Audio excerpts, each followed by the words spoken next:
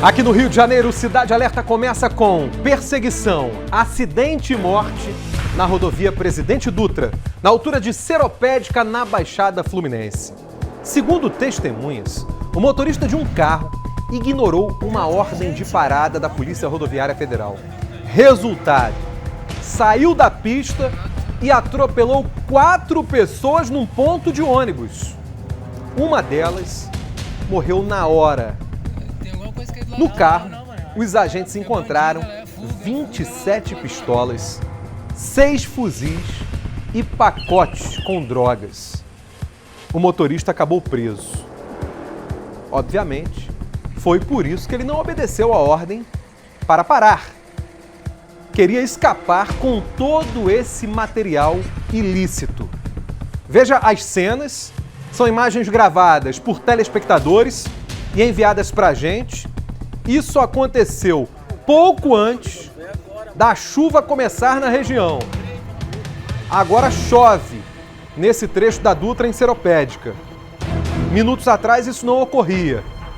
E se você, ao longo do dia, também registrou algum caso como esse aí, ó, parecido com esse, ou diferente, mas de qualquer maneira um caso importante, mande para cá vídeos e fotos.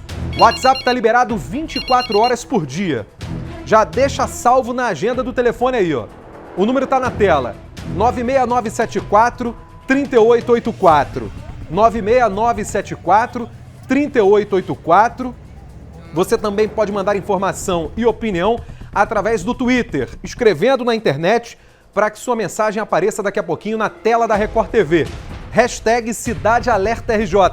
Hashtag Cidade Alerta RJ. Aliás, tanto no WhatsApp quanto no Twitter, prioridade neste momento para chuva. Chovendo em vários pontos do Rio de Janeiro, pistas escorregadias, e você já vai conferindo comigo a região do Aeroporto Santos Dumont. Ali, ó, Aterro do Flamengo e a Avenida General Justo, com trânsito bom nos dois sentidos, no entanto, visibilidade reduzida. Daqui a pouquinho eu falo sobre o aeroporto. Com essa visibilidade ruim, de repente os voos estão ocorrendo de maneira mais cautelosa, com auxílio de instrumentos para pousos e decolagens. Me dá outro ponto, ainda no centro do Rio, se tiver, 6:02, são imagens ao vivo, é o nosso giro da chuva neste início de programa aqui na tela da Record TV. Olha isso, gente. Veja a região da Avenida Francisco Bicalho, a lente bem embaçada por conta de muita água ali, ó. Neste ponto, parece que chove mais do que nas imediações do Aeroporto Santos Dumont. Vai girando, se tiver outro ponto, pode colocar. Avenida Brasil agora. Trânsito confuso, tanto no sentido centro, quanto em direção à Zona Oeste, na altura do Caju. Curiosamente, esse trecho da Avenida Brasil parece estar seco, sem chuva. Olha lá, ó. Ou se chove, cai apenas ali uma garoa. Repare, enquanto no centro da cidade chove mais, saindo do centro, ali já na zona portuária, a gente vê pistas secas na Avenida Brasil. Curioso, né? Chove então só em alguns pontos do Rio de Janeiro neste exato momento. Se tiver mais um ponto, coloca no ar. Agora você está conferindo também uma câmera embaçada por conta da chuva na altura da Cidade Alta. Avenida Brasil, na altura da Cidade Alta, estou identificando pelos prédios lá do fundo. Trânsito confuso, com um pouco de lentidão nos dois sentidos. Temos a ponte? Se tiver, coloca para mim.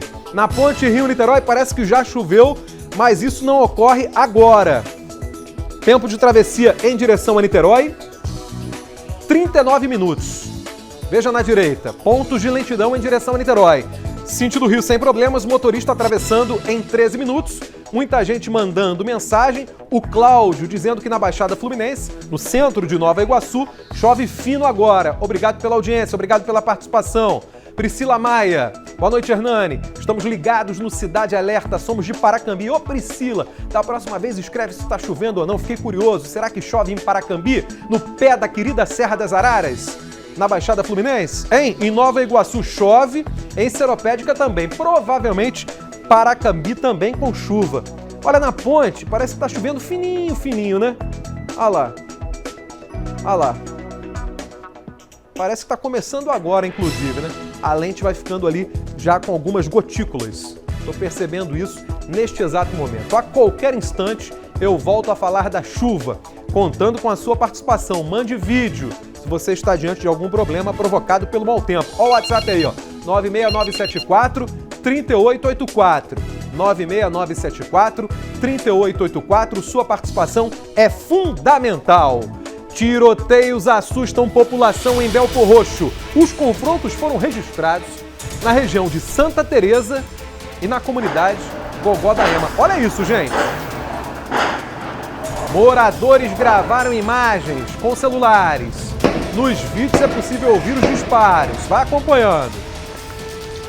Isso ocorreu durante uma operação da Polícia Militar. Veja que criminosos fizeram barricadas para impedir o acesso dos agentes, ou pelo menos atrapalhar. Existe a informação de uma pessoa ferida, hein? Clima tenso, portanto, em Belfor Roxo. A repórter Adriana Oliveira comigo ao vivo, trazendo mais detalhes dessa operação da PM. Fala comigo, Adriana. Boa noite. Boa noite, Hernani. Foram muitos tiros mesmo, os moradores não ficaram assustados à toa, viu? Essa operação foi realizada por policiais militares do batalhão de Belfor Roxo e do 3º Comando de Policiamento da área. Os policiais conseguiram prender 5 pessoas até o momento e um homem baleado foi encaminhado para o Hospital Municipal de Belfor Roxo. Os agentes apreenderam também uma pistola, granadas e uma quantidade de drogas ainda não contabilizada. Os agentes também descobriram 2 locais que seriam usados pelos criminosos, Hernani, para desmanche de carros. Ali várias peças automotivas foram apreendidas e 5 veículos roubados foram recuperados. Blindado, Hernani. Muito bem, estou vendo que você se encontra neste momento em um ponto da capital onde chove. Ou é impressão minha? Eu, Adriana Oliveira. Exatamente, nós estamos aqui mesmo na região do Rio Centro. Eu estou aqui com uma proteção de uma barraca, porque está chovendo bastante aqui no local, Hernani. Muito bem, daqui a pouquinho você volta com outras informações e eu já tenho aqui um detalhe. Aeroporto Internacional Tom Jobim, funcionando sem problemas. Daqui a pouquinho a gente terá informações sobre o Santos Dumont.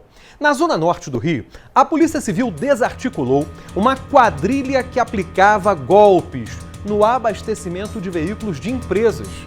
As fraudes aconteciam em um posto de gasolina. Quem explica mais é a Michele Maia, agora.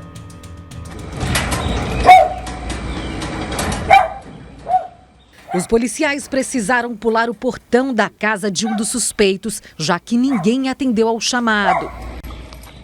Os agentes procuraram documentos na casa de um frentista, que seria integrante do grupo suspeito de fraudar abastecimentos em carros de empresas em um posto de combustível de São Cristóvão, na zona norte do Rio. Ele foi conduzido até a delegacia para prestar esclarecimentos. Entre as empresas prejudicadas pela fraude estão os Correios e o Ministério Público do Rio de Janeiro, além de organizações privadas. De acordo com as investigações, o grupo criminoso era formado por frentistas e motoristas que trabalhavam para as empresas. Na prática, os abastecimentos eram realizados de forma simulada, ou seja, não aconteciam. Porém, os motoristas assinavam um recibo para comprovar o recebimento pelo posto. Uma vez que o posto ficasse com sobra de caixa, esse valor era dividido entre os frentistas e os motoristas. Analisamos as notas fiscais emitidas, os softwares das bombas e fizemos um monitoramento com imagens no posto. Ao analisar as câmeras de segurança, a polícia identificou o envolvimento de 3 frentistas e 2 motoristas. Repare nessas imagens. Um caminhão dos Correios chega ao posto. Para, mas não nas bombas. Ele não abastece, mas faz o pagamento. Nos meses de julho e agosto foram identificados 16 abastecimentos fraudulentos, mas para a polícia o golpe acontece há mais tempo. Não, o momento exato quando essa fraude começou a gente ainda não pode afirmar, mas a gente tem certeza que já vem acontecendo há muito tempo pelo número de motoristas envolvidos. A gente sabe que isso é uma propaganda boca a boca entre os criminosos e o motorista, sabendo que ali ele pode aplicar essa fraude, ele comparece. Na operação desta terça, os agentes apreenderam celulares, computadores e documentos. A ideia da polícia é identificar outros integrantes da quadrilha. A partir desse material que a gente apreendeu hoje, a gente vai tentar efetuar vínculos entre essas pessoas que hoje foram conduzidas à delegacia para prestar esclarecimentos e outros eventuais envolvidos. Então a investigação está apenas começando, a gente acredita que ainda há outras pessoas envolvidas, que a gente ainda possa identificar outras pessoas lesadas e saber de onde esse golpe surgiu e tentar chegar no máximo de autores possível. Olha essa história, gente. Um garoto de 3 anos morre em um incêndio dentro da comunidade Final Feliz no Complexo do Chapadão. Essa é a criança. A mãe desse menino, a Simone Paiva, de 20 anos, contou que deixou o pequeno Kainan Miguel Paiva em casa. Na verdade, na residência de um vizinho. Ela, então, diz que foi com a esposa desse homem à igreja. E aí o garoto ficou lá, junto com o vizinho, de acordo com o relato da mãe. Quando a Simone voltou para casa, percebeu o seguinte, que a residência dela, e não a do vizinho, estava incendiada e o filho havia morrido no interior do imóvel. Olha que história estranha. Tem que ser apurada, não tem? A Simone alega que não sabe o que aconteceu. Olha, eu não sei por que minha casa pegou fogo e ele estava lá dentro. Eu deixei esse menino na residência com o vizinho, na residência ao lado. E fui com a esposa do vizinho na igreja. Olha, a história dessa mulher não convenceu os traficantes da área. Os bandidos chegaram para ela e falaram mais ou menos assim, olha, tá errado. Tem alguma coisa estranha. Esse papo não tá reto.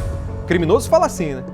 Resultado, ameaçaram essa mulher de morte e ela teve que abandonar a comunidade às pressas. Porque começou a correr um boato de que a Simone havia deixado sim a criança sozinha em casa e não na residência do vizinho. Eu daqui não consigo afirmar quem está falando a verdade. Se é a comunidade dizendo que ela deixou a criança sozinha ou se é ela dizendo que deixou com o vizinho. Por isso, o que nós temos que aguardar é uma investigação policial. O lamentável nessa história toda é a perda de uma criança. Algo que poderia ter sido evitado. Por que não levou o menino para a igreja? Essa é a única pergunta que eu me faço aqui. Por que não levou o garoto para a igreja? Quantas e quantas crianças não vão com os pais para um ambiente que é muito agradável para uma criança, que é o ambiente de uma igreja, um ambiente saudável, não tem nada demais. Até porque a Constituição diz a responsabilidade da educação religiosa é dos pais. Os pais podem, sim, né, indicar uma religião para os filhos seguirem. Isso é altamente defendido na Constituição brasileira. Então por que ela não levou para a igreja? Também não estou daqui criminalizando essa mulher, porque caso esteja falando a verdade, deve estar também tentando entender o que aconteceu. Enfim, não tem como a gente fechar a questão em torno do que possa ter de fato ocorrido. Só uma investigação poderá dizer. Repito, o que eu lamento é a morte da criança. Isso a gente tem que lamentar e muito. Triste demais isso aí. A Justiça negou o pedido de liberdade para o ex-vereador Jairinho, acusado de torturar e matar Henri Borel, de 4 anos. Os desembargadores que compõem a 7ª Câmara Criminal do Tribunal de Justiça do Estado decidiram ainda manter por unanimidade a prisão preventiva de Jairo e Monique Medeiros, a mãe do garoto. A Adriana Rezende está comigo nesse caso e vem trazendo mais informações. Eu quero saber o seguinte, a defesa do ex-vereador Jairinho alegava o quê para que ele fosse solto, hein, Adriana? Olá, Hernani, boa noite para você e para todos que acompanham o Cidade Alerta. Pois é, na sustentação, o advogado de defesa argumentou que a acusação de fraude processual e coação no curso do processo são infundadas. De acordo com a denúncia, 2 testemunhas teriam sido coagidas pelo casal a mudarem, a alterarem os depoimentos. Então, essa não teve qualquer participação nesse episódio, é o que alega a defesa. E que uma das testemunhas sequer cita no depoimento Segundo o advogado, também rebateu as teses de fraude processual, já que a mãe e o padrasto de Henri Borel teriam pedido à empregada que limpasse o apartamento e a de uma possível fuga. O relator do pedido de revogação da prisão preventiva, o desembargador Joaquim Domingues de Almeida Neto, afirmou que a decisão em primeira instância, ela respeita o Código de Processo Penal e está em consonância com a gravidade e a circunstância dos fatos. O magistrado ressaltou ainda que a colheita das provas de defesa ainda será realizada, justificando, por hora, a manutenção, então, da prisão do vereador Jairinho e de Monique Medeiros. Hernani. Tá certo. Obrigado, Adriana Rezende, que continua em cima dessa história e pode voltar já já com outras informações. A Elizabeth comentando aquilo que eu tenho que repetir aqui. Tem que ficar na prisão. É isso. O Henri não voltará, então que ele responda atrás das grades. E que, comprovada a culpabilidade pelo Ministério Público, que seja condenado ao tempo máximo de cadeia. As pessoas ficam indignadas, né? Principalmente porque trata-se de uma covardia absurda, de uma monstruosidade, matar uma criança indefesa. Olha aqui, 6h15, daqui a pouquinho neste programa, vamos falar de Valesca Popozuda. Ela está internada em um hospital. Exatamente, deu entrada em uma unidade da Zona Norte. Já já eu vou dizer o que ela tem, como ela está, enfim, nossas equipes neste momento apurando e desde já todos aqui na torcida para que não seja nada grave e para que a recuperação venha logo. Sobe um pouquinho do som da Valesca aí, ó. O povo gosta. Aí, ó. Aí, ó. É bom pra dançar, né? Toma vergonha na cara, sai pra lá falsificada. O meu brilho você quer. Aí, ó. Meu perfume você quer, mas você não leva jeito. Pra ter sucesso, amor, tem que fazer direito. Valesca Popozuda, Deus queira que não seja nada demais. Daqui a pouquinho eu vou trazer todas as informações sobre o quadro enfrentado por essa artista do nosso Rio de Janeiro, que tem, assim, né, uma coisa polêmica de, principalmente, bater muito na tecla da inveja. A inveja é um problema sério, né? Como dizia a placa do caminhão, a inveja é 6h17 no Rio. Valeu, Vivi! Valeu, Carlos Alberto! Gente, uma imagem chocante. Um paciente de um dos maiores hospitais do país dorme no chão. O flagrante foi registrado no Souza Aguiar, no centro do Rio. Olha isso. Quem gravou este vídeo foi um homem que também está internado e precisa urgentemente de uma cirurgia. Acompanhe a reportagem de Marcos Marinho. Hospital Municipal Souza Aguiar. Na maior unidade pública de saúde do Rio, acontecem cenas angustiantes. Aqui tem até gente deitada no chão. Situação no estado. Quem fez o flagrante foi o Marcos, outro paciente que foi internado no mesmo setor. Numa chamada de vídeo, ele falou sobre o susto e o desespero ao se deparar com isso. Ele chegou no hospital, não tinha lugar para ele ficar. Entendeu? Ele falou, então vamos deitar no chão. Ele deitou no chão, era mais ou menos às 10 horas da noite. Ele passou a noite, a madrugada inteira no chão. Marcos foi internado no dia 25 de outubro e, enquanto observa o que acontece ao redor, espera por uma cirurgia. Ele quebrou o joelho direito depois de levar um tombo e já não tem mais o esquerdo, que perdeu depois de um acidente de moto. Como toda pessoa que está internada, o medo do Marcos é pegar uma infecção hospitalar. E esse pânico ficou ainda maior depois que ele filmou um paciente deitado no chão. A espera pela cirurgia e a incerteza são situações que agravam a saúde física e também a saúde mental dele e da família. Muita aflição, estou tomando antidepressivo, remédio controlado, não estou conseguindo dormir. Os pais, o irmão e a filha de Marcos afirmam que já conseguiram a documentação para transferi-lo para o INTO, um hospital que é referência em ortopedia e onde ele já fazia tratamento, mas que não conseguem contato com os médicos do Hospital Souza Aguiar, que precisam assinar a papelada. Nós estamos apreensivos porque nós não estamos vendo solução, entendeu? Está sendo tratado como indigente, sem assistência médica nenhuma, tomando tramal todos os dias, sente muita dor. E é um jogo de empurra. A gente pede uma informação, vai para um lado, vai para o outro e ninguém dá uma solução. E a gente fica nessa... sem saber o que fazer, porque a gente tenta transferência, não consegue por causa desse documento que sumiu. E aqui ele já está aí 15 dias, bem dizer, quase fazendo 15 dias, desde o dia 25. Sem previsão de cirurgia, sem previsão nenhuma, sem perspectiva de nada. E fica nessa aí. Em nota, a Secretaria Municipal de Saúde diz que a cirurgia será realizada o mais rápido possível, no Souza Aguiar ou em qualquer hospital que tenha vaga, e que a prioridade é para os pacientes mais graves. Mas depois de filmar um homem deitado no chão esperando atendimento, o desespero aumentou. Meu maior desejo hoje é conseguir ser transferido para o hospital o mais rápido possível. Eu tenho medo de poder pegar uma trombose, de poder pegar uma infecção hospitalar, até uma Covid mesmo, porque eu acho que não tem necessidade nenhuma de eu estar aqui desde o dia 25 no hospital. Eu teria vergonha de ser prefeito de uma cidade que o paciente espera deitado no chão, na maior emergência. Essa é a grande realidade. Espero que o prefeito dê ordens para que a situação seja resolvida lá. Porque ele foi eleito pelo povo para isso, para tomar conta da coisa pública, na saúde, na educação, em todas as áreas. Vergonhoso.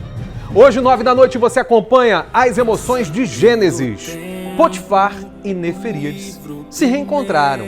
Tamar é acolhida, mas o desespero vai tomar conta dos pensamentos de Judá. E na quinta tem capítulo especial, hein? O reencontro de José com os irmãos. Não perca as últimas semanas da superprodução da Record TV, Gênesis. Novidades agora sobre o laboratório de drogas estourado pela polícia em Seropédica, na Baixada Fluminense. Deixa eu falar ao vivo com a Adriana Oliveira. Diga, Adriana. Pois é, Hernani, a Polícia Civil investiga se essa plantação de skunk que foi encontrado nessa casa, usada por criminosos como laboratório do tráfico de drogas, seria vendida, comercializada em um esquema pela internet, viu? Os pedidos seriam feitos por meio das redes sociais. O produto seria vendido para traficantes da Baixada Fluminense e da capital. Ali naquele imóvel, em 3 quartos desse imóvel, os policiais encontraram 50 pés de maconha. Uma mulher foi presa no local, Hernani. Agora você vê, né? Olha o tamanho do matagal, gente. Olha lá, ó. Mas é muita maconha. Tá de parabéns a polícia que foi lá e retirou tudo isso dali, né? Me lembra aquela canção do Bezerra, né? Que fala do vizinho que jogou a semente no quintal e aí brotou um matagal. É ou não é? Olha lá. Olha como é que foi a operação. A caçamba da viatura ficou lotada. Eu tenho pena das plantas, né? Porque as plantinhas eram durante ações criminosas este ano. Profissionais do setor se reuniram para discutir a situação com a Polícia Militar. É a vez de Anabel Reis. Este motorista de aplicativo, por medo, prefere não se identificar. Ele não esquece os momentos de terror que viveu no trabalho ao ser assaltado por 2 passageiros em uma viagem da Tijuca para Penha, na zona norte do Rio. Entraram no carro, na parte aqui atrás, e até então uma viagem muito tranquila. Só que quando eu cheguei ali em Bom Sucesso, aí eles anunciaram assalto. Aí tocou no meu ombro e falou: amigo, isso aqui é um assalto. A gente só quer teus pertences, não reage, se você reagir eu vou te matar. Aí eu já fiquei muito assustado, com a pistola aqui na minha nuca, né, aqui atrás, eu não podia fazer nada. E encostei o carro e eles saíram do carro, saíram correndo, aí eu arranquei com o carro. O motorista já sofreu com 3 casos de violência, um assalto e 2 tentativas.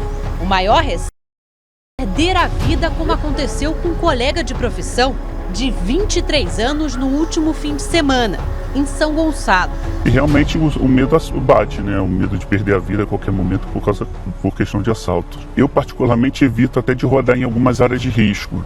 Tá? Eu prefiro rodar mais na Zona Sul, na Barra da Tijuca, Recreio, no próprio centro. Eu fico muito também nos aeroportos, onde diminui também muito o risco de você correr um risco de ser assaltado. O homem se formou em analista de sistemas, mas sem conseguir emprego na área, se tornou motorista de aplicativo para sustentar a família. Eu tenho família, eu sou casado, tenho uma filha de 3 anos e meio.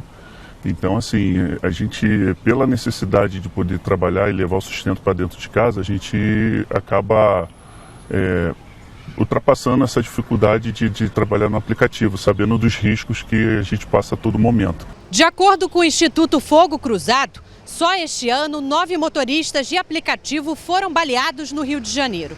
6 não resistiram aos ferimentos e morreram. O sindicato da categoria acredita que esse número seja ainda maior e se reuniu com a Polícia Militar. Um projeto de monitoramento dos trabalhadores, com a possibilidade de acionar um botão de pânico, foi entregue à corporação. Foi montado também uma central de monitoramento 24 horas a esses motoristas. O que a gente está aguardando agora da polícia é que faça essa integração. O que a gente quer fazer é auxiliar tanto os prestadores de serviço quanto o Estado. A expectativa é que o sistema esteja em funcionamento em um mês. As reuniões com as plataformas também resultaram em outros avanços. Nós conseguimos avançar em alguns pontos de exigências nossas. Um deles é corrida no dinheiro. Está sendo feito leitura facial dos passageiros. Né?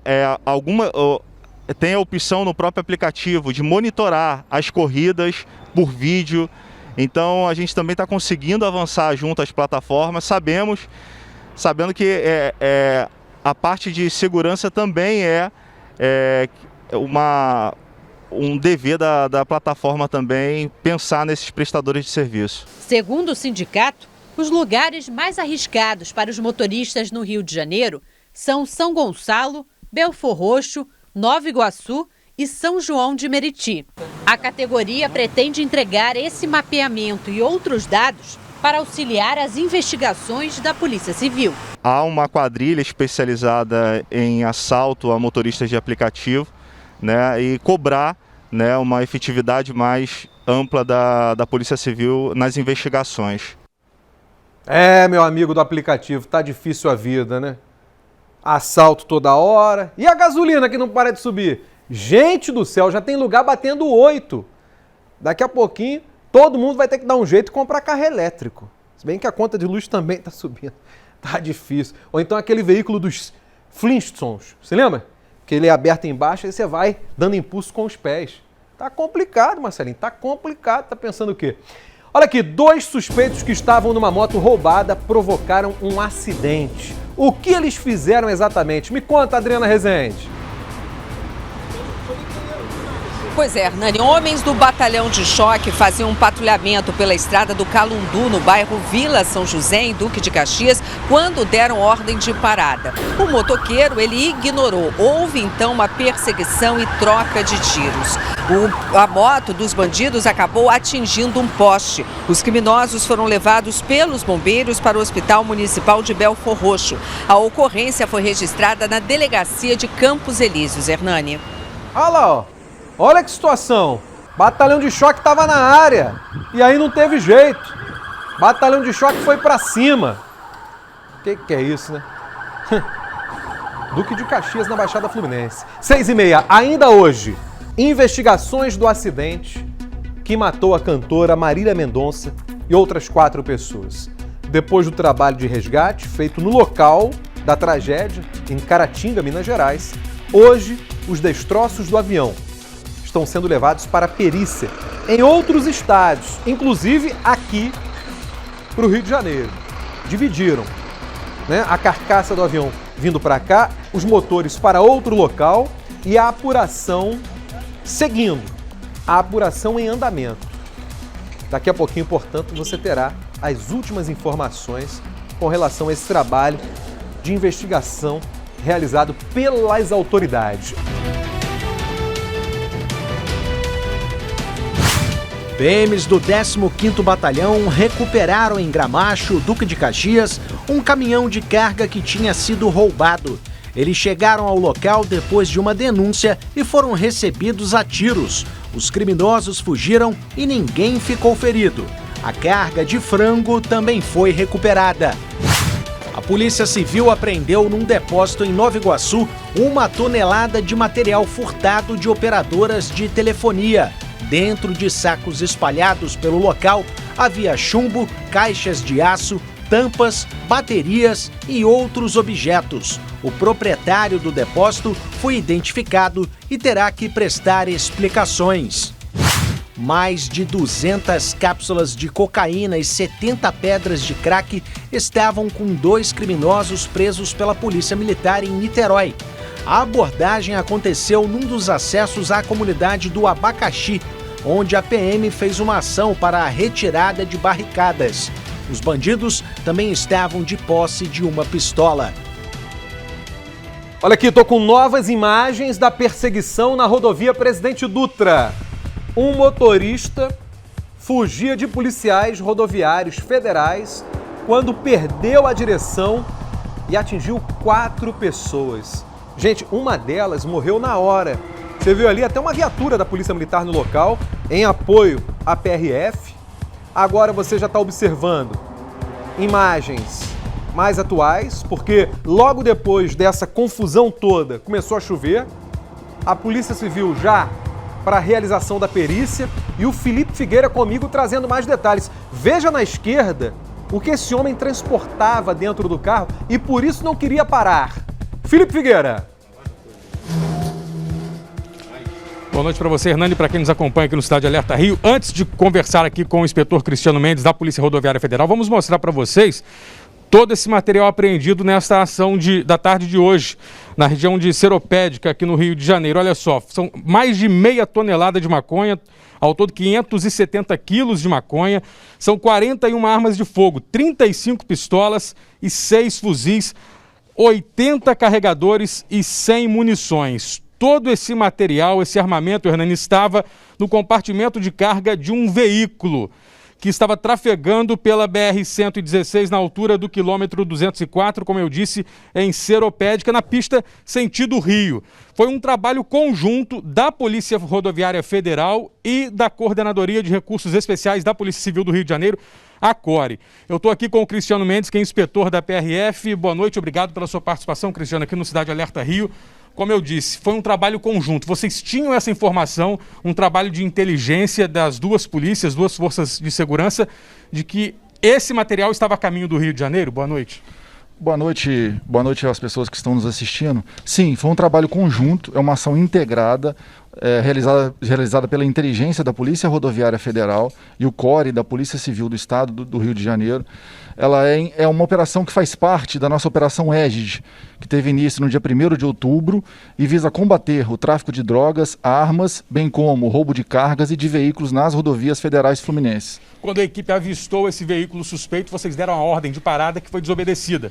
E nessa fuga, ele atropelou essas pessoas, mas acabou sendo alcançado, né? Positivo. Ele desrespeitou a ordem dos policiais, vindo a evadir em altíssima velocidade pela rodovia. Ele relatou para mim que perdeu o controle direcional devido ao peso do veículo e, infelizmente, atropelou 4 pessoas que estavam no acostamento, que é uma área onde as pessoas utilizam para embarque e desembarque de passageiros, um ponto de ônibus. E dessas 4 pessoas, o óbito foi constatado no local e as 3 foram socorridas ao hospital. 2 dessas vítimas foram socorridas em estado grave e uma outra em estado moderado, não é?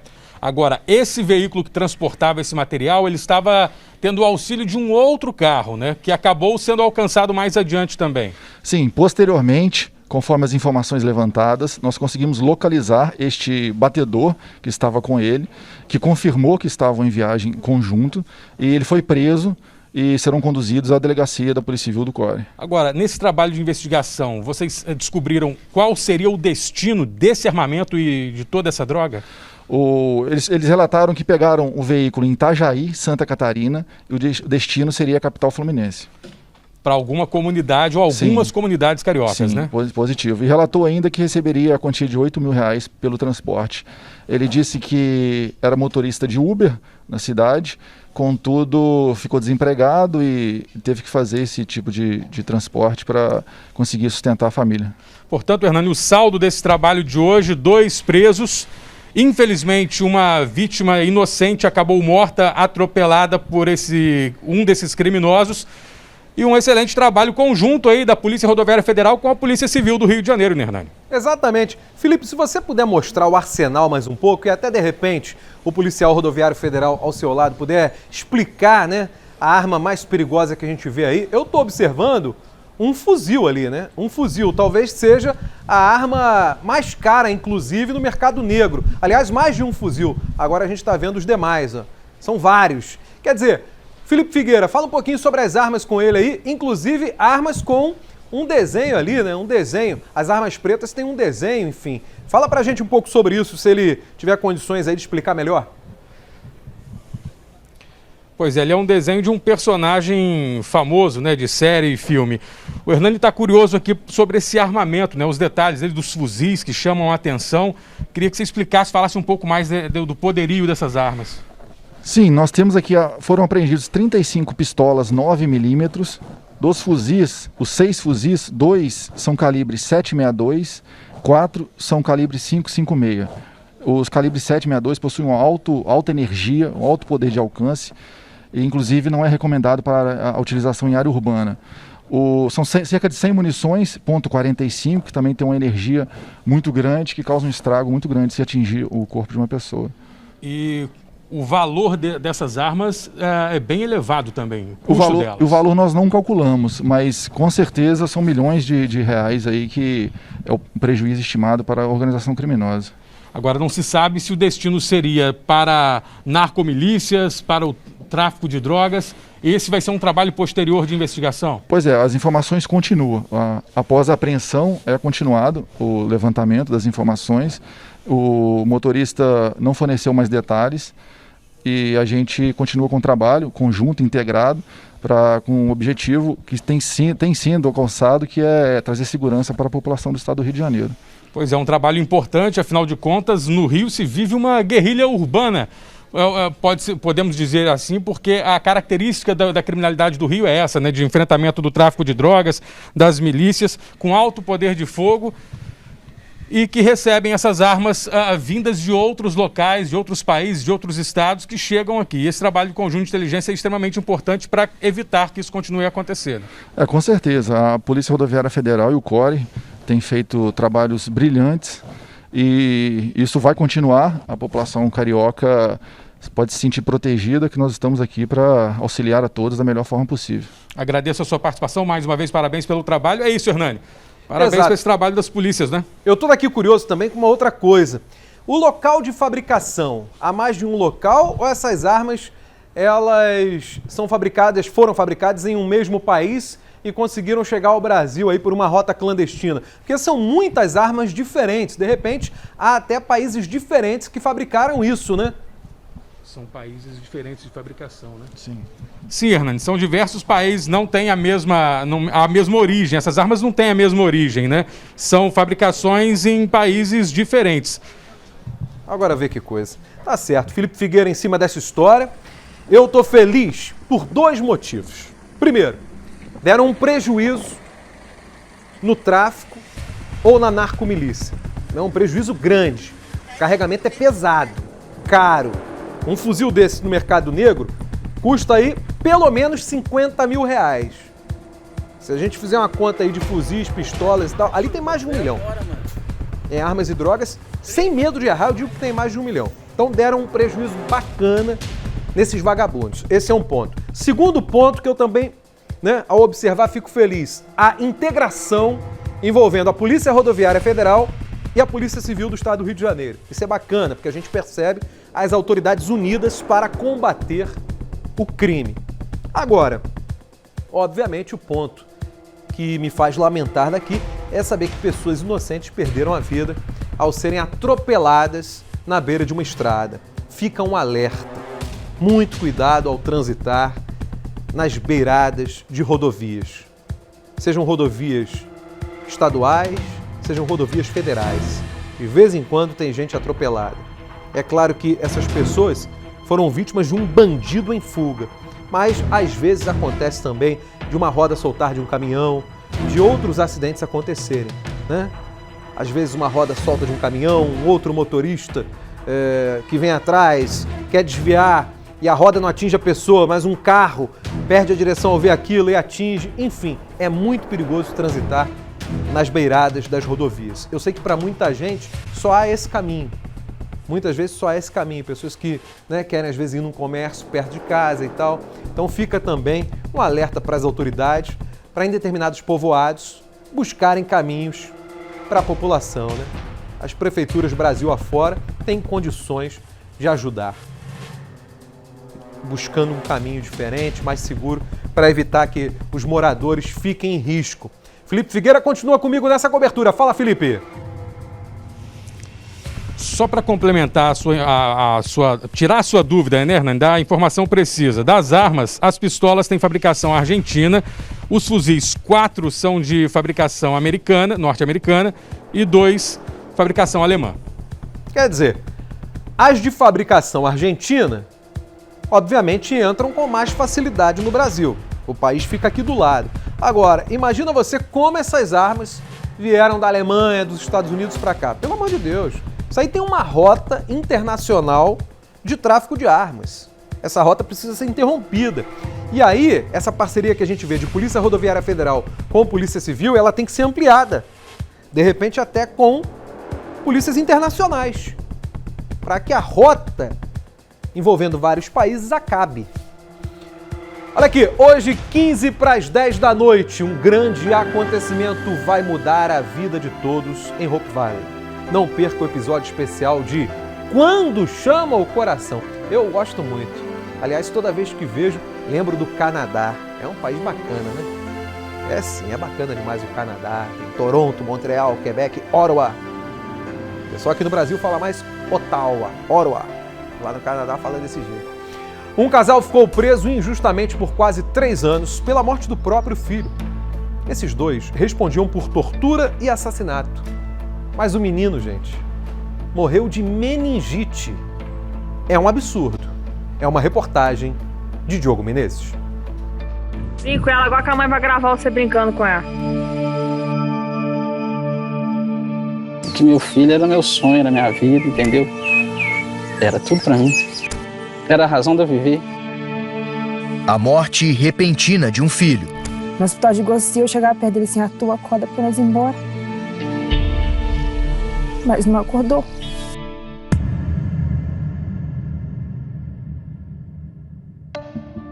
Pai e mãe acusados de homicídio. As polícias, mais as enfermeiras, me colocaram no quarto e falando que você matou seu filho, você matou seu filho, eu sem entender, eu falei assim, o Arthur não tá morto. Pra mim não tinha chão, a dor era tão grande, a destruição era tão grande dentro de mim, entendeu? Foram quase 3 anos atrás das grades. Eu senti que eu ia morrer lá dentro. Eu ia morrer sem provar minha inocência. Só agora, Luane e Adeildo conseguiram provar que não mataram o filho, Arthur, de 5 anos. Estas são as últimas imagens do menino, ainda com vida. A data, 13 de agosto de 2018. No vídeo, Arthur brinca no sítio da família. Ele parece bem e feliz. Mas, nesse mesmo dia, o menino começou a se sentir mal, segundo Luane. Ele deu a dor de cabeça, eu dei uma dipirona para ele. Aí depois eu perguntei para ele, ele falou que tinha melhorado. 3 dias depois, os sintomas se agravaram e Arthur foi levado às pressas para o hospital.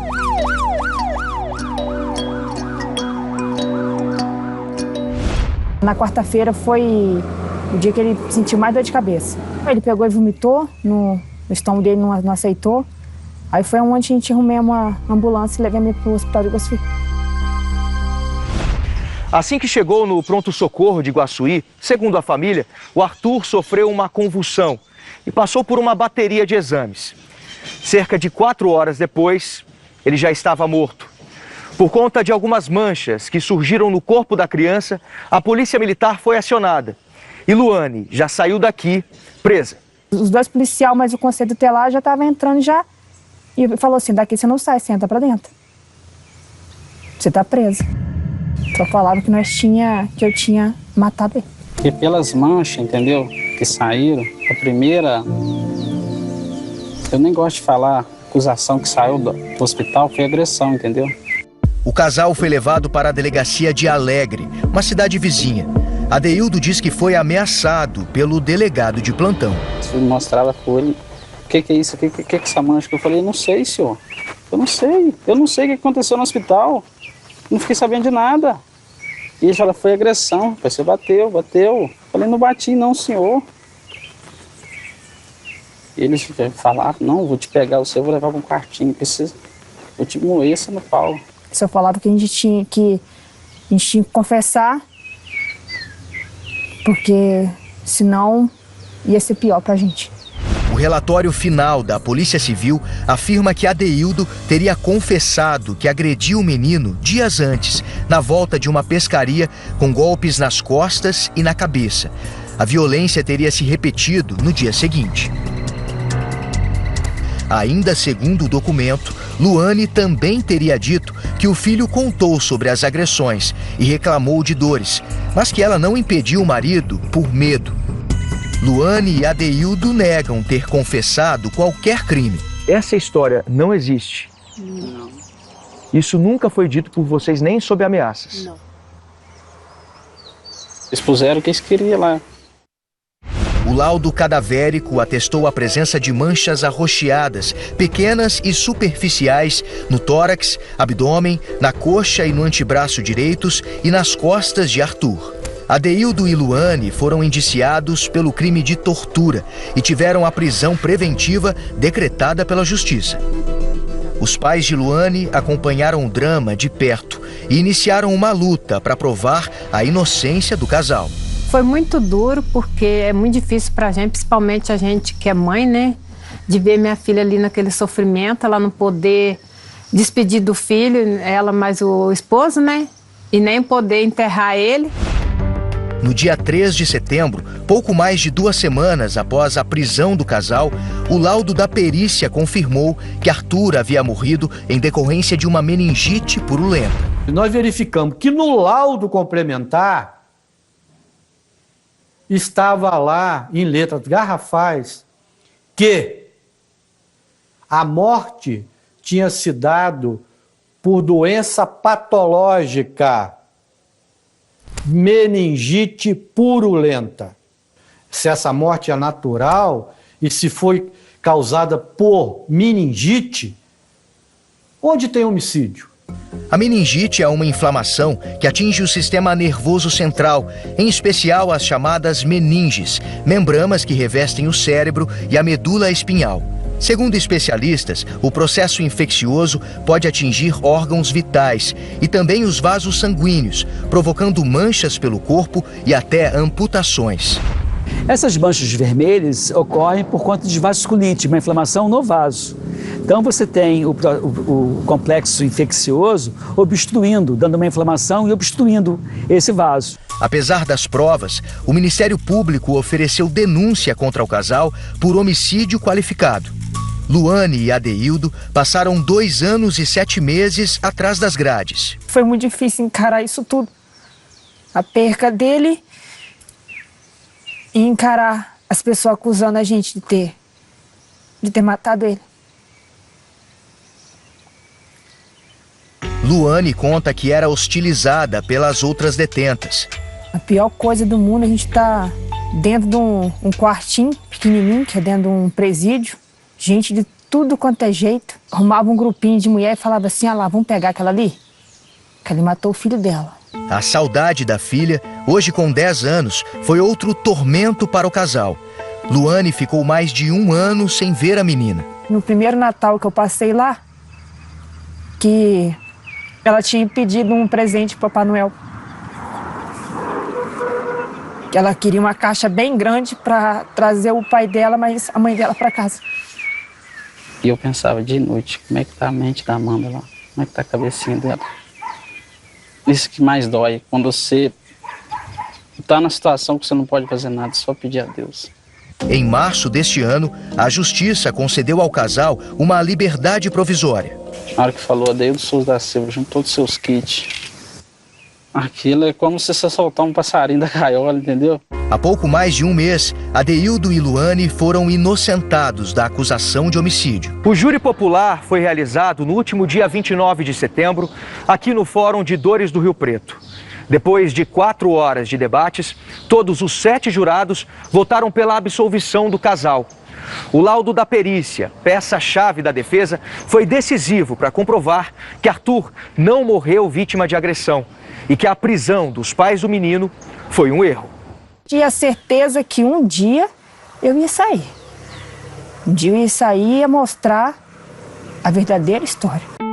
Em nota, o Ministério Público do Espírito Santo informou apenas que a atuação dos membros do MP teve como diretriz as provas produzidas, mas que ao final do caso, com o esclarecimento total dos fatos, chegou-se à absolvição dos réus.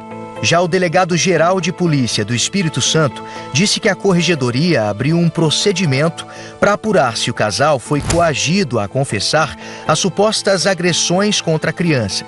Segundo ele, o delegado acusado já foi ouvido e nega essa versão. A Polícia Civil do Espírito Santo não errou, o delegado não errou. O delegado entendeu tortura, castigo. Aproveitaram da situação nossa, da roça, entendeu? Que não conhece de nada, entendeu? Que lutador não conheço de lei, nunca tinha parado numa delegacia, entendeu? O casal mora nessa casa simples que foi construída pelo pai de Luane. Além de cuidar dos serviços domésticos, ela também ajuda o marido na lavoura. Os dois passam quase o dia todo nessa plantação de café que pertence à família. Depois de quase 3 anos de tanto sofrimento, eles nunca deram tanto valor à liberdade. Aos poucos, o casal retoma a rotina de trabalho e os cuidados com a filha. É uma dor muito grande saber que ela passou por isso também, de ver e no presídio visitar a mãe. A falta de Arthur é uma presença constante. A dor de não ter visto meu filho pela última vez. É com o amor da família, na simplicidade do campo, que Luane e Adeildo encontraram forças para recomeçar. A gente pediu tudo que a gente tinha. Principalmente a dignidade de ser humano. Né? De poder andar de cabeça erguida. Porque dentro do presídio a gente não anda de cabeça erguida.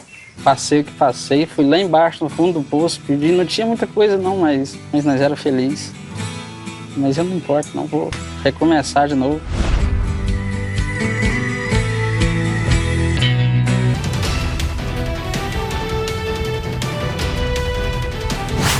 Um homem foi preso ao tentar assaltar um apartamento em Ipanema. Ele usou uma granada para ameaçar o morador, que conseguiu rendê-lo. Israel Nunes dos Santos acabou preso. Ele já tinha 7 passagens pela polícia. No Itaiangá, zona oeste da capital, bombeiros foram chamados para combater um incêndio na comunidade da Tijuquinha. 2 pessoas tiveram que ser levadas para o hospital. Elas foram medicadas e em seguida liberadas. As causas do incêndio são investigadas. A polícia investiga o que provocou um acidente em Rocha Miranda, na zona norte do Rio. A batida envolveu um carro, um ônibus e uma van. Um rapaz de 30 anos morreu na hora. Uma mulher de 25 ficou ferida e foi levada para o Hospital Getúlio Vargas, na Penha. O casal estava no carro. Por causa do acidente, o trânsito ficou interditado nos 2 sentidos da Avenida dos Italianos. A Avenida dos Italianos em Rocha Miranda. Quando eu vejo esse tipo de coisa, principalmente à noite na Zona Norte, eu tenho que lembrar aqui do seguinte: por conta da violência, tem muita gente avançando o sinal, principalmente após as 10 da noite. As pessoas têm medo, têm pavor. E, obviamente, ao fazerem isso, o risco de acidente acaba aumentando. É fato. Isso acontece principalmente na Zona Norte, em bairros, infelizmente, com altos índices de assaltos. Rocha Miranda, Colégio, Irajá, Vaz Lobo, Madureira. É assim, o povo está apavorado. Gente, a cantora Valesca Popozuda está internada no hospital da Zona Norte. Olha ela aí, ó. O que será que a Valesca tem, gente? Deus queira que não seja nada grave. Toda aqui torcendo. A nossa repórter, a Adriana Oliveira, junto com a produção, já conseguiu mais informações. Então ela traz agora o motivo e, de repente, até as últimas informações, né? Detalhes do último boletim médico. Fala comigo então, Adriana. Exatamente, Hernani. Segundo a assessoria de imprensa da cantora, ela está internada em um hospital particular na zona norte da cidade desde domingo, com um quadro de pneumonia bacteriana. Ela chegou a fazer um teste para a Covid-19 quando ainda não se sabia o que era, mas deu negativo. Mesmo assim, Valesca foi internada para acompanhamento desse quadro e recuperação da artista, viu? Segundo a assessoria de comunicação do hospital, o quadro de saúde dela é estável. Ela passa bem e deve receber alta em breve. Hernani. Muito bem, e a gente está daqui na torcida, né? Quer dizer, no meio de uma pandemia, a Valesca apresenta um quadro de pneumonia. Todo mundo no primeiro momento deve ter pensado que, né, ela estava com coronavírus, mas não, é justamente a pneumonia bacteriana. A do corona é o vírus que provoca a pneumonia, né? A pneumonia do coronavírus é uma coisa, é por vírus. A dela não, a dela foi a bacteriana. Agora você vê, que doideira. Mas vai sair dessa porque tem antibiótico, enfim, tem toda uma medicação que resolve, né? Pneumonia, numa idade em que a Valesca se encontre com saúde, ela sempre preservou a saúde, sempre, né, tomou muito cuidado. Tenho certeza que daqui a pouco tempo estará numa boa, desse jeitinho aí. Sobe o som um pouquinho para poder animar o negócio, ó. Olha lá, até para mandar energia positiva para ela aí, ó. Ó o batidão. E vai! Mas você não leva jeito. Pra ter sucesso, aí, amor, tem que fazer direito. Eu já falei. Essa música, Adriana Oliveira, combina um pouquinho com você, ou Adriana Oliveira? Ou não? Hein? Porque essa música fala, né, do brilho, fala da pessoa ser, né? Como é que eu posso dizer? Da mulher ser, assim, firme. Empoderada é a palavra, empoderada. Nesse sentido até pode combinar, empoderada. Né? Empoderada. É isso, aí sim, aí combina, tem isso. tudo a ver. Então, eu tenho certeza que você já dançou numa festa isso aí. Todo mundo já dançou. Valesca Popozuda. Essa não é fácil não. Valeu, Adriana Oliveira. Olha aqui, deixa eu falar. 7 horas e 1 minutinho no Rio de Janeiro. Vamos em frente? Vamos com o quê? Gente, olha essa história. Um adolescente de 16 anos é apontado pela polícia como assassino de um idoso. O seu Luiz, de 65 anos de idade. Mas o que teria acontecido? É o que tenta descobrir Vivian Casanova. Um homem pacífico e reservado. É assim que os vizinhos descrevem a vítima. O Zé Luiz era uma pessoa muito boa. Não falava com quase ninguém. Logo depois da morte da esposa, ele quase não tinha contato com os vizinhos, né? Bom dia, boa tarde. José Luiz da Silva Ferreira, de 65 anos, foi encontrado morto dentro de casa nessa última segunda-feira em Santa Cruz, na zona oeste do Rio. O corpo de José Luiz foi encontrado caído no chão com vários ferimentos na cabeça. Tudo indica que ele foi morto a pauladas. Os filhos dele estavam preocupados porque não tinham notícias do pai desde domingo. E foi um deles que veio até aqui para saber o que estava acontecendo. O filho chamou a polícia militar, que constatou a morte e acionou os agentes da delegacia de homicídios. Quando a gente chegou lá no local, a gente sentiu falta do carro, né? Que ele não estava estacionado, né, no local comum. Né? Sentimos falta de alguns pertences também. Né? E foi justamente na semana que meu pai recebeu a aposentadoria dele.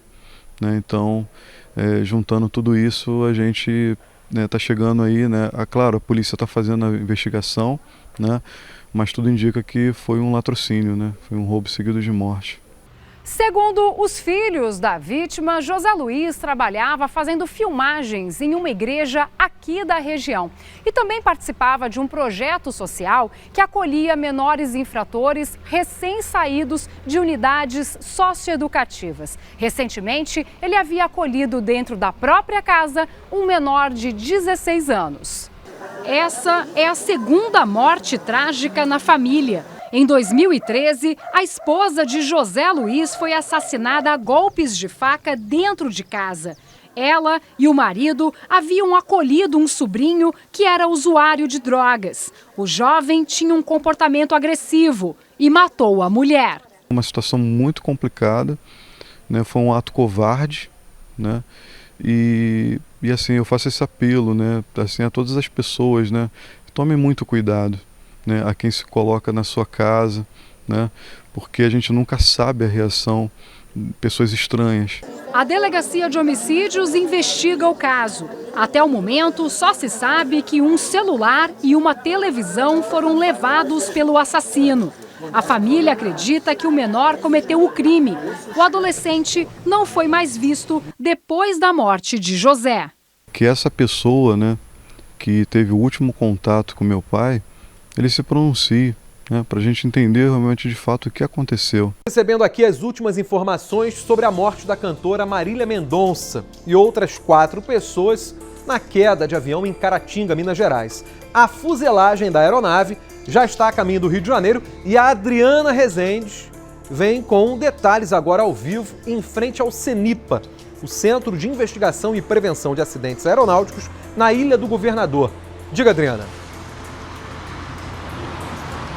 Pois é, Hernani, os destroços do avião que caiu na última sexta-feira com a cantora Marília Mendonça e outras 4 pessoas no interior de Minas Gerais devem chegar à base aérea do Galeão até o fim da noite de hoje. As peças já saíram de Caratinga no início da tarde, estão vindo para o Rio de Janeiro de caminhão.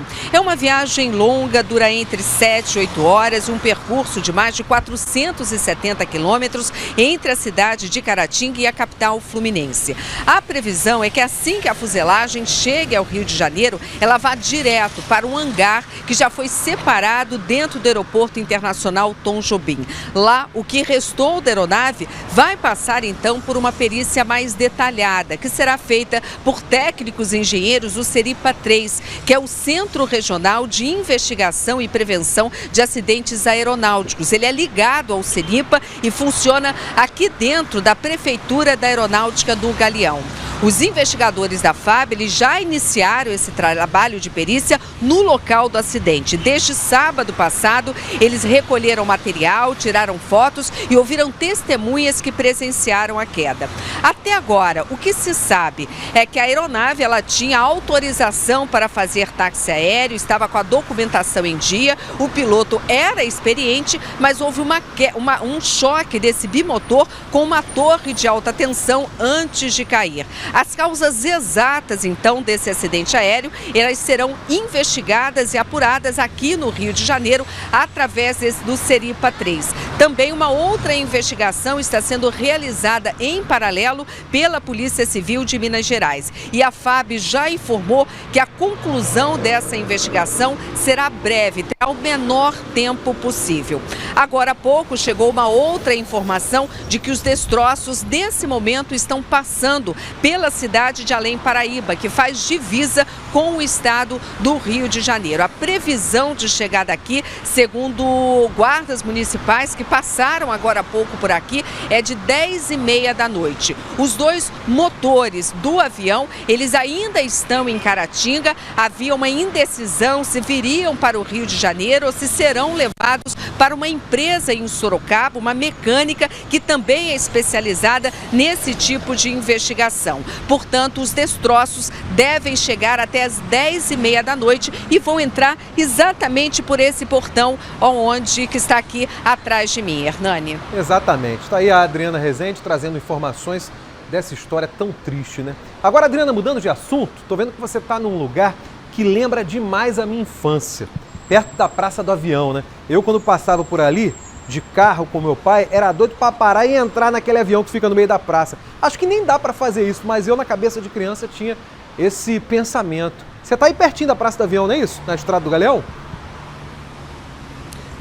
Sim, aqui pertinho mesmo. A gente está na beira da Baía de Guanabara, está até ventando muito aqui, de vez em quando garoa, eu tive até que prender o cabelo, está aqui tudo esvoaçante, mas a Praça do Avião, ela fica um pouco mais ali à frente. Criança que olha aquele objeto do meio da praça, de fato tem vontade de entrar. Até porque aqui tudo é muito cercado pela aeronáutica, aeroporto internacional, base aérea do Galeão, tudo lembra muito aviação. Então uma praça com avião simboliza também um pouco aqui dessa entrada da Ilha do Governador, né, Hernani? Exatamente, nossa querida Ilha do Governador. Eu ainda peguei algumas praias com condições melhores do que hoje, né? Hoje, na verdade, não tem condição nenhuma. Obrigado, Adriana. Daqui a pouquinho você pode voltar com outras informações. É o quê? Tô ficando velho? Tô nada. Tô nada. Mas peguei um pedacinho ainda, né, da ilha com gente tomando banho e tal. Mas aí, em pouco tempo, piorou demais. Piorou demais. Tá me olhando espantado? Não é mentira não, rapaz. Não é mentira não, é que a cara é boa. Olha que isso. Olha aí que notícia. Vai ser enterrado amanhã o corpo do menino de 3 anos que morreu num incêndio na comunidade do Chapadão. A mãe do pequeno Kainan Miguel acusa um vizinho pela morte. Ela, no entanto, teve que sair da comunidade porque os traficantes culpam, na verdade, ela. A Aline Pacheco explica tudo. Você fala as coisas, porque eu tô ganhando várias ameaças, dizendo que eu naquei meu filho dentro de casa, sendo que eu não naquei meu filho dentro de casa sozinho. E um vizinho que chamou meu filho na hora para ver televisão. O desabafo doloroso da Simone, de 20 anos, tem destino certo. É uma resposta direta para as pessoas que a estão julgando e acusando da morte do próprio filho, Kainan Miguel Paiva, de 3 anos. Entrei na casa dele, meu filho ficou sentado no sofá. Aí eu peguei e falei assim, vou na igreja que eu preciso receber uma oração, que a igreja já vai acabar 9 horas. Ele falou, tá bom, Miguel já vai dormir aqui mesmo no sofá, quando tu chegar aí já vai estar dormindo. Eu falei, tá bom. E foi na igreja que ela recebeu a notícia da tragédia pelo próprio vizinho. Passou uns 20 minutos, ele foi correndo, dizendo que meu filho tacou fogo na casa. Quando eu cheguei no desespero, a casa já estava pegando fogo, já estava uma cena horrível. Henrique teria dado 3 versões diferentes sobre o motivo de ter saído da casa dele e ter subido até a casa da Simone, que morava no andar de cima. Primeiro ele contou uma versão dizendo que subiu com meu filho para pegar biscoito e desceu com meu filho. Depois ele fez contato para mim, na hora de desespero, que depois que eu encontrei meu filho naquele estado, ele chegou em cima de mim falando que meu filho subiu sozinho e ficou esperando meu filho na escada. As paredes da cozinha ficaram chamuscadas, mas assim que ela chegou ao quarto, totalmente destruído pelas chamas, onde Miguel já estava morto, Simone notou que os móveis não estavam no lugar onde ficavam. A cama estava mexida e como é uma cama de boxe, não tem como entrar por baixo da cama. E meu filho estava no canto da cama, ninguém estava achando o corpo do meu filho na hora. Ela disse que como a casa fica dentro da comunidade do Chapadão, só o rabecão entrou para retirar o corpo. Nenhuma perícia foi feita no local. Parentes foram ao IML tentar saber a causa da morte do menino, porque desconfiam que ele já poderia estar morto antes do incêndio começar. Simone recebeu tantas ameaças, inclusive pelas redes sociais, que ela teve que deixar a casa dela e vir se esconder na casa de parentes. Mas ainda assim, ela não se sente segura e espera que a investigação policial encontre o verdadeiro culpado pela morte do filho dela. Muita dor. Eu sinto ameaçada, tudo que é canto. Eu sinto ocupado por uma coisa que eu não estava no momento. Está dizendo que eu estava na casa, sendo que eu não estava na casa. Tem prova que eu estava dentro da igreja, tem a pastora que me viu na sentada, tem todo mundo. Se eu estivesse dentro da casa, a primeira coisa que eu ia tirar ia ser meu filho, tirar de dentro. Eu não ia deixar essa maldade acontecer com meu filho. Simone também usou as redes sociais para se defender das acusações. A mãe dela, parentes e amigos estão dando apoio à jovem e também cobram respostas da polícia. Eu sinto, mãe, na minha cabeça eu quero justiça contra ele, porque na minha cabeça não tira nada que foi ele que fez isso com meu filho. Em nota, a Polícia Civil informou que a investigação está em andamento para esclarecer a causa do incêndio e todos os fatos. Não há informações sobre o paradeiro do vizinho acusado pela mãe na reportagem. Existe de fato esse vizinho? E se existe, por que ele sumiu após o episódio? Repare que eu fiz 2 perguntas. E para bom entendedor, um pingo é letra. Gente, é o tipo do caso em que daqui eu vou preferir tomar todo o cuidado do mundo para não antecipar qualquer tipo de discurso punitivo. Essa mulher pode sim ter confiado na pessoa errada. O relato dela pode sim ser extremamente verdadeiro.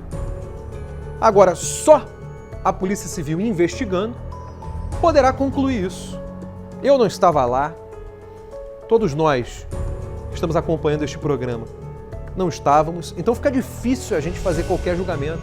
Se esse homem, se esse vizinho, era alguém que estava ali no dia a dia dela, sempre se mostrando solidário e uma boa pessoa, e ela confiou. A única coisa que fica de importante nesse caso é o seguinte: você, mulher que tem um filho, leve. Vai na igreja, leva. Vai sair, leva. Na dúvida, leva contigo, porque o filho juntinho da mãe, ele tem toda a proteção do mundo. A mãe morre pelo filho. Ninguém mais faz isso.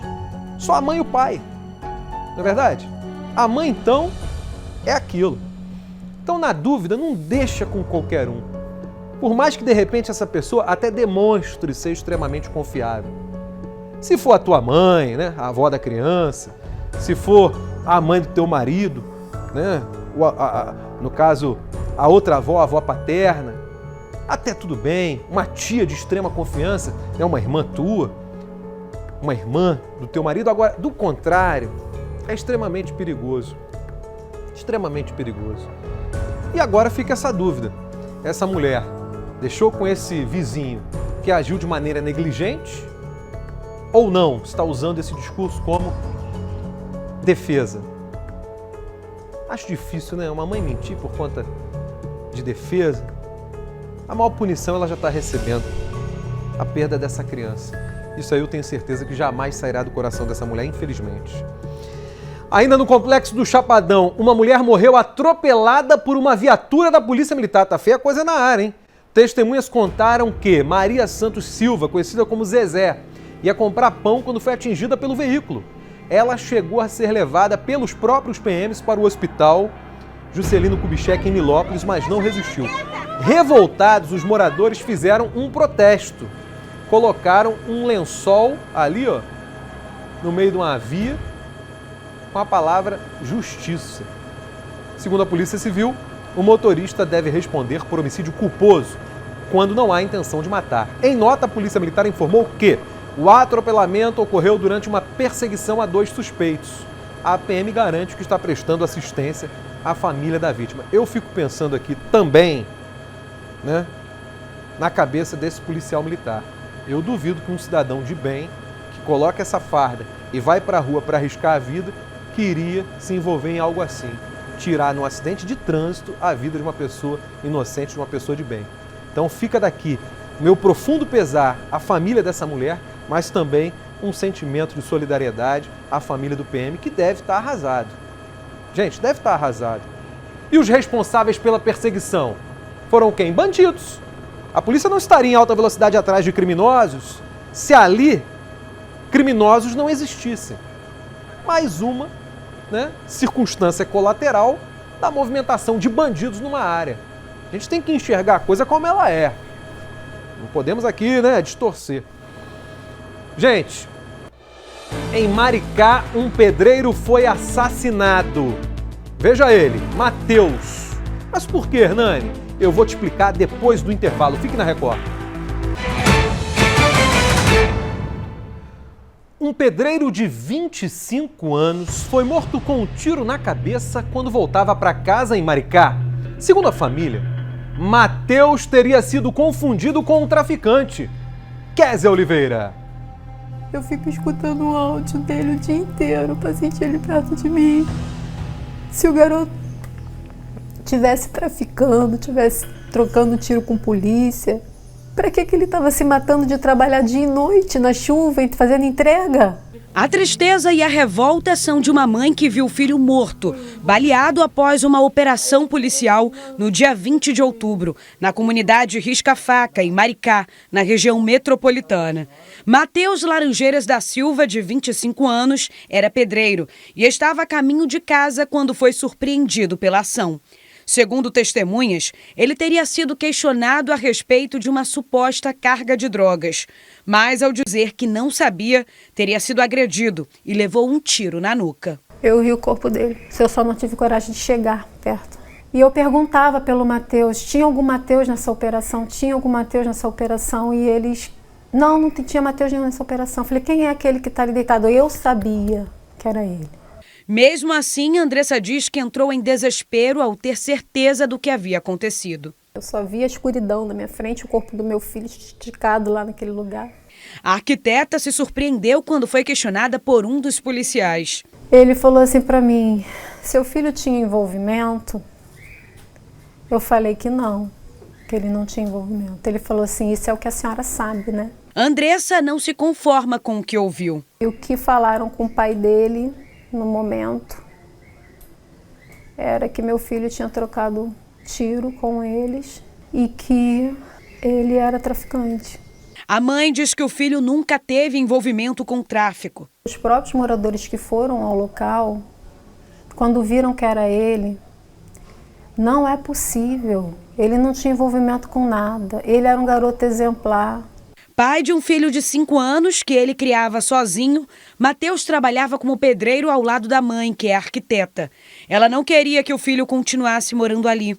Os dois sabiam dos riscos. Ele já vinha mostrando preocupação de estar ali, a segurança dele, a segurança do filho, mas era onde dava para ele pagar. Sempre quando eu questionava, ele falava, mãe, eu vou sair dali, daquele lugar, mas é aonde dá para eu pagar. Eu estou trabalhando porque eu quero sair dali. Para conseguir melhorar de vida, o pedreiro até arranjou outra ocupação. Começou a trabalhar com entregas. Ele trabalhava de quarta a domingo como motoboy, à noite, de dia, durante a semana e à noite, e durante a semana ele trabalhava comigo na obra. Por isso, Andressa questiona a ação das forças policiais. No mínimo, pelo despreparo delas.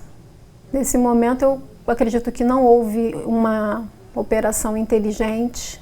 Quando eu fui enterrar meu filho estava com o rosto todo machucado.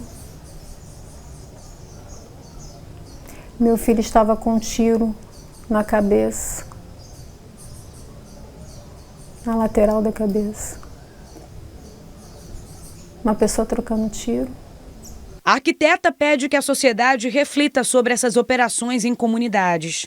Isso virou algo muito normal dentro das comunidades. Às vezes eu via assim, as reportagens das pessoas falando, a polícia entrou em tal comunidade atirando. Eu achava, sabe o que eu pensava? Eu pensava assim, isso é coisa de traficante obrigando a comunidade a falar para poder desqualificar a polícia. Eu não acreditava. Agora, a mãe de Matheus só quer uma coisa. Eu só quero que a justiça seja feita. Eu quero que menos mães chorem. A polícia precisa de câmeras nos seus uniformes. Esses setores mais específicos precisam ser aparelhados para a proteção deles mesmos. Tá tudo errado. Nós entramos em contato com a polícia, mas até agora não tivemos retorno. No entanto, ficaremos em cima desse caso, atrás de uma explicação, ou de pelo menos justiça. Veja comigo as informações ao vivo na tela com Adriana Oliveira. Além de combater o tráfico de drogas, Hernani, essa operação também teve o objetivo de impedir os roubos, ali mesmo na região, principalmente da Pavuna, viu? Um suspeito foi morto depois de trocar tiros com os policiais. Os agentes também apreenderam um fuzil. Eles estiveram ainda em Acari, onde ali eles encontraram 6 quilos de maconha, mais ou menos, viu?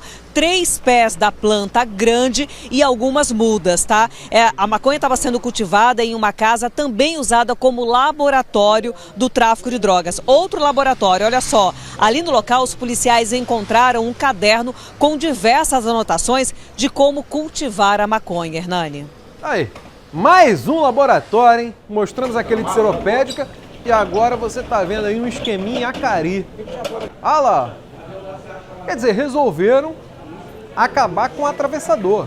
Eles estão querendo produzir diretamente a maconha para aumentar o lucro. Antes a maconha vinha de fora, plantada lá no meio, né, da fazenda, e para chegar no Rio de Janeiro ficava mais caro. Agora estão fazendo isso aí, ó, para aumentar o lucro ou baratear a droga. Acho difícil, é mais para aumentar o lucro. Amanhã, 6h30 da manhã, tem Balanço Geral Manhã com ele, Wagner Montes Filho. Fala comigo, Vaguinho. Fala comigo, meu irmão Hernani Alves! Boa noite pra todo mundo, que a sua noite seja muito especial. É verdade, lógico, a gente tá aproveitando aqui essa parceria, essa audiência incrível pra te fazer um convite. Amanhã, 6h30 da manhã tem. Balanço Geral amanhã pro seu bom dia também ser especial. É verdade, olha, prestação de serviço, notícias ao vivo, nosso timaço. O importante mesmo é você ficar ligado na programação da Record TV Rio, porque é tudo feito com muito amor para que você receba a informação do jeito mais leve possível. Lívia Mendonça, amanhã. Beijo, 6h30 estaremos aqui te esperando. Tchau. É verdade. Beijo, Lívia. A seguir, uma briga num bar em Padre Miguel acaba em tragédia. O que aconteceu com esse homem? Você vai saber exatamente logo depois do intervalo. Escola invadida por bandidos, pichações e crianças sem merenda. Essa é a situação de um colégio municipal em Padre Miguel, na Zona Oeste. Diogo Menezes. O lugar que deveria levar esperança virou sinônimo de medo.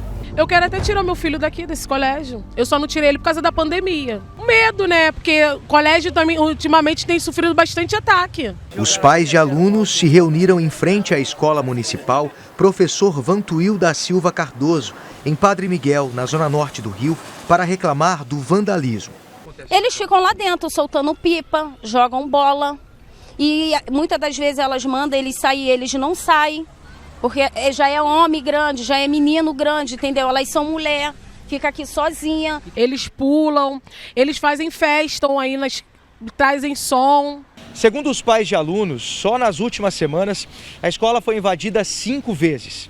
Na quinta-feira passada, os criminosos levaram notebooks, televisores e projetores.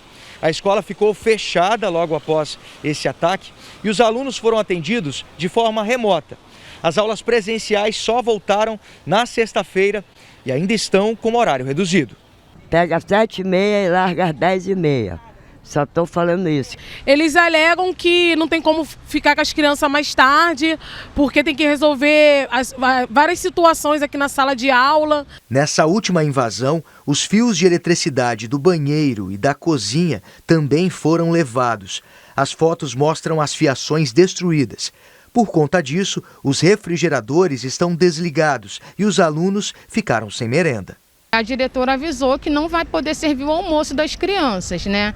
E com isso a gente fica muito triste, porque inclusive ontem teve uma mãe que falou que no final do mês não tinha um arroz para dar para as crianças, que a criança precisa da alimentação na escola. A escola, que atende alunos do ensino fundamental do 1º ao 5º ano, não possui câmeras de segurança. Recentemente, segundo os pais, teria sido instalado um sistema de alarme no local, no valor de R$16 mil. Investiram 16 mil em um alarme, podendo investir na educação das crianças, na alimentação das crianças e vai continuar roubando. Os bandidos também invadem o colégio para utilizar a quadra esportiva. O muro baixo estaria facilitando a entrada. É um muro muito baixo. Qualquer pessoa entra aqui, a quadra está degradada, porque eles pulam para fazer vários tipos de coisa na quadra. Facções criminosas deixam a assinatura nos muros. E o prédio da escola também está com a estrutura precária, segundo os pais. Chove dentro da escola, as crianças não podem vir à escola porque chove.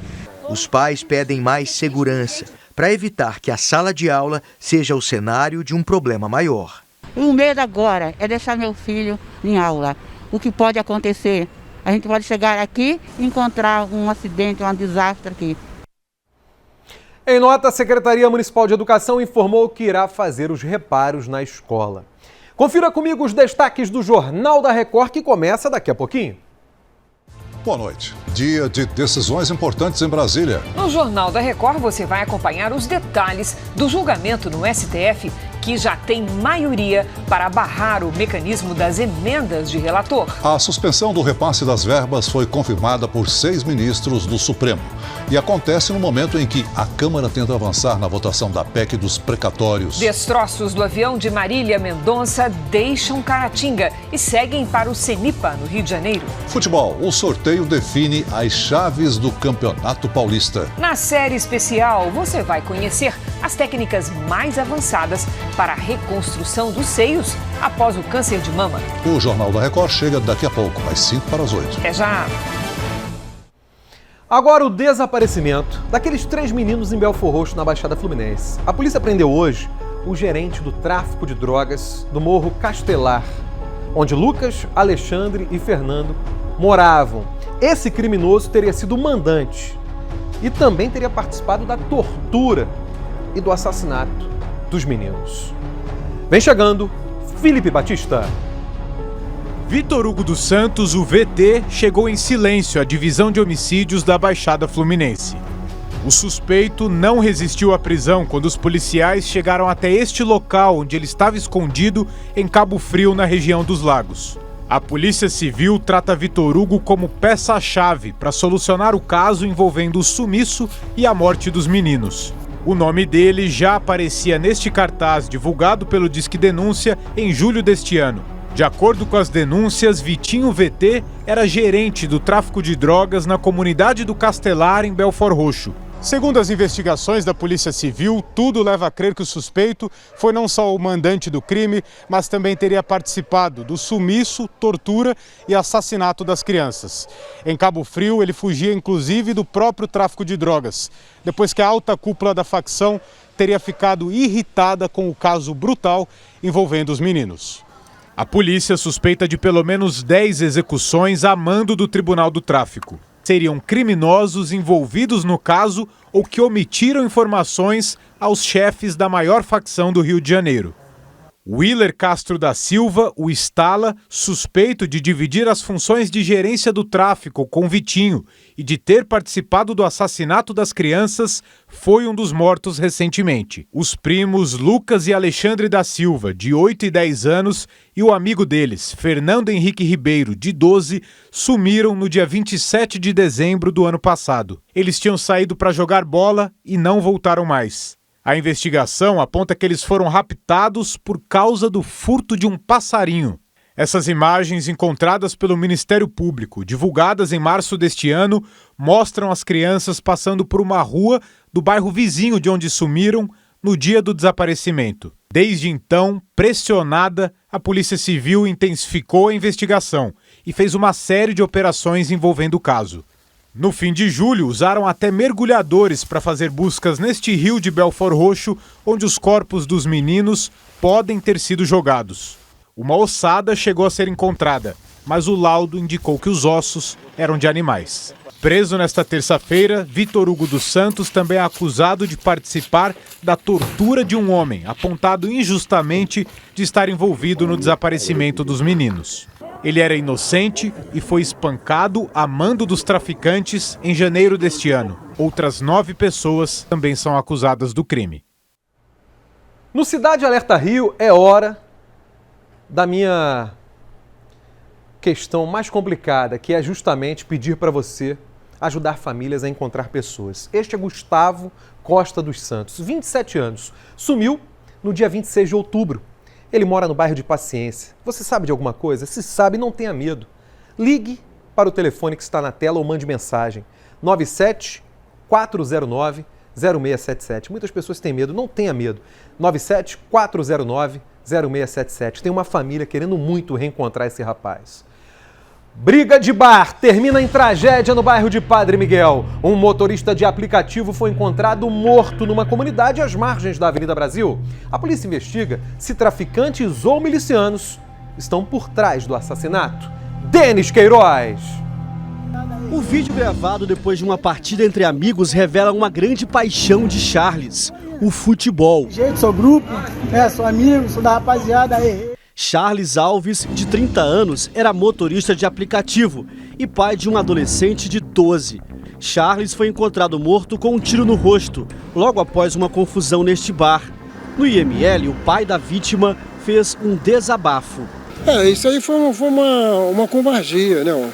E por isso eu quero justiça. Porque assim como eu estou chorando aqui, outros pais podem chorar, vai chorar também.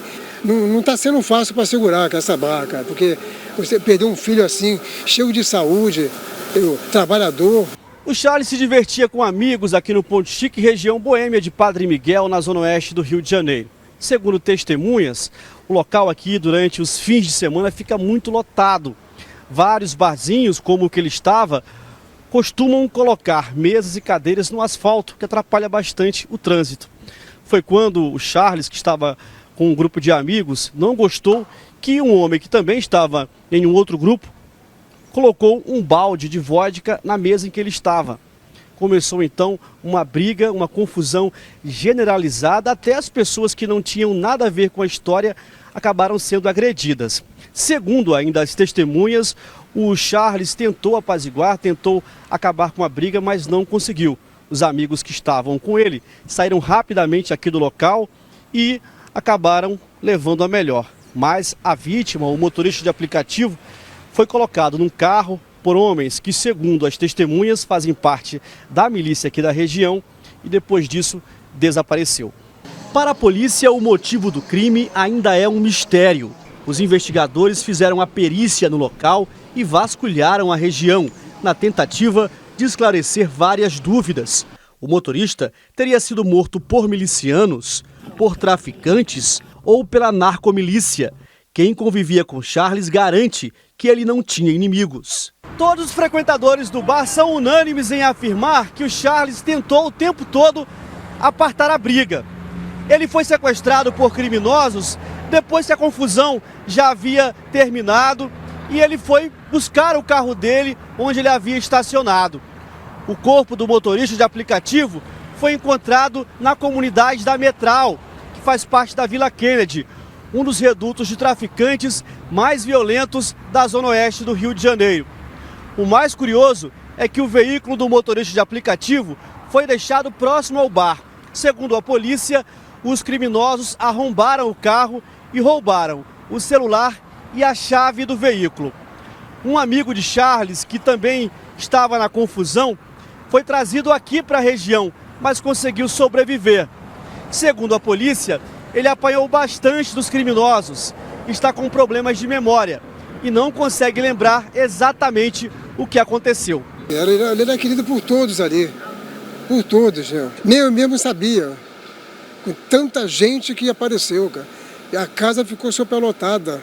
Um rapaz super querido, trabalhador, amigo de todos, né? Não se metia em coisa errada, não era viciado. Um lutador de jiu-jitsu que é amigo de Charles se recupera das agressões.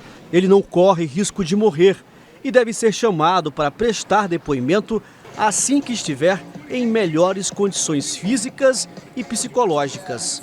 Ainda segundo os moradores, as confusões por aqui já viraram rotina. Elas acontecem quase sempre nos fins de semana. Num período de um ano, ao menos 3 mortes aconteceram depois de brigas dentro de bares aqui da região. Todas continuam impunes. Agora, a Delegacia de Homicídios da capital está investigando a morte do motorista de aplicativo. Os agentes estão em busca de imagens de câmeras de vigilância que revelem quem são os autores do crime. Também estão ouvindo testemunhas que possam ajudar na investigação. Os moradores evitam falar sobre o homicídio e pedem mais atenção das autoridades na hora de organizar a confusão na área em que os bares funcionam. Final de semana eu não fico aqui. Ah, então por conta do barulho a senhora nem fica em casa, né? Não, final de semana não. Muita confusão, briga, tiro, enfim, muita coisa que a gente não pode nem falar muito porque pode nos complicar também. Nós aqui estamos, infelizmente, estamos abandonados. Agora o que a família de Charles mais quer é que o caso seja esclarecido e que os culpados sejam punidos para aliviar a dor que estão sentindo. A família agora só espera por justiça. Por justiça, né? É isso. Gente, não dá tempo de mais nada. Vem chegando as notícias do Brasil e do mundo no Jornal da Record. E logo depois as novelas. A noite aqui é maravilhosa. Gênesis e, na sequência, Quando Chama o Coração. Fique na Record porque você está muito bem parado. Obrigado pela audiência. Amanhã o Hernani está de volta às 6 em ponto, logo depois do Bate. Tchau, gente!